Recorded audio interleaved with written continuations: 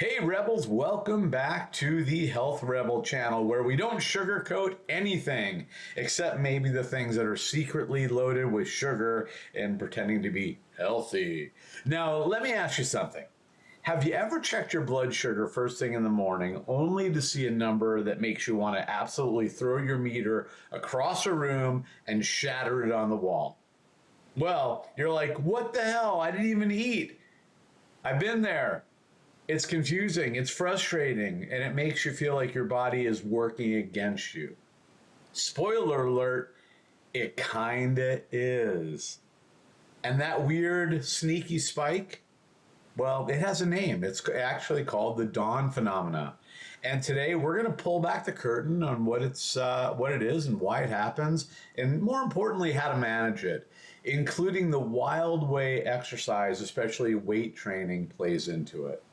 But real quick, before we dive in, I've got a favor to ask you. Please smash that like button, subscribe, drop a comment below. Seriously, your comments are gold, not just for me, but for the algorithm. The more people that engage, the more we can get this info out there and help more people rebel against the norm and take control of their health. Thank you so much. I appreciate it.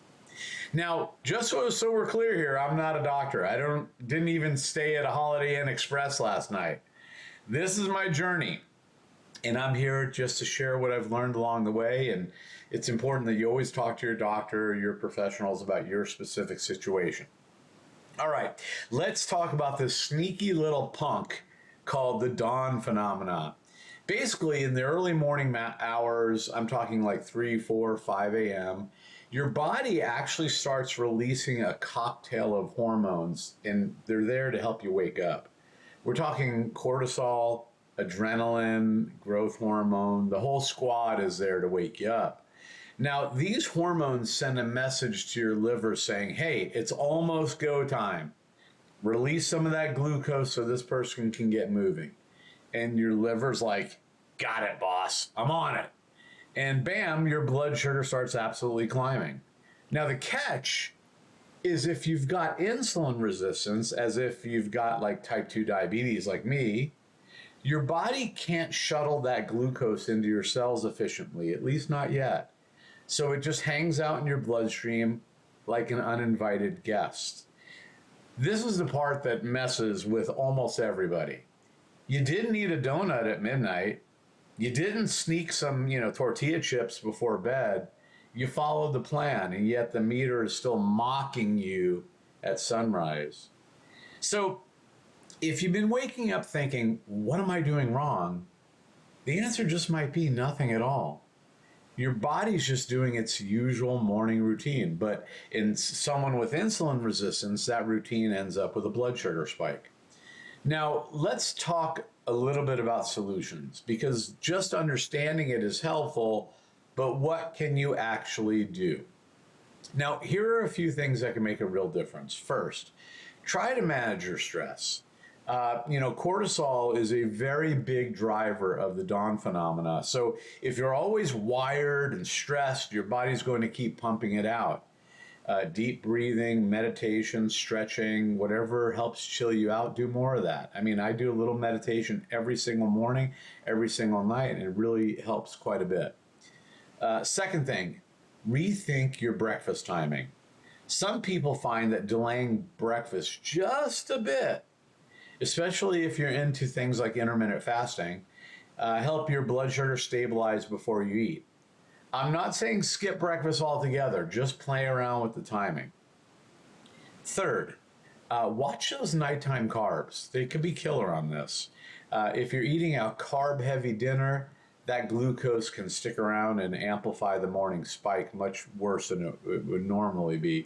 So try shifting your carbs if you're going to have those things earlier in the day, and keep dinners lighter and cleaner. Your liver definitely won't freak out as much in the morning. Okay, time for a little twist in the plot.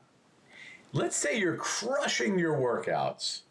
You hit the gym yesterday, you lifted some weights, you felt awesome, and then bam, your blood sugar is higher the next morning.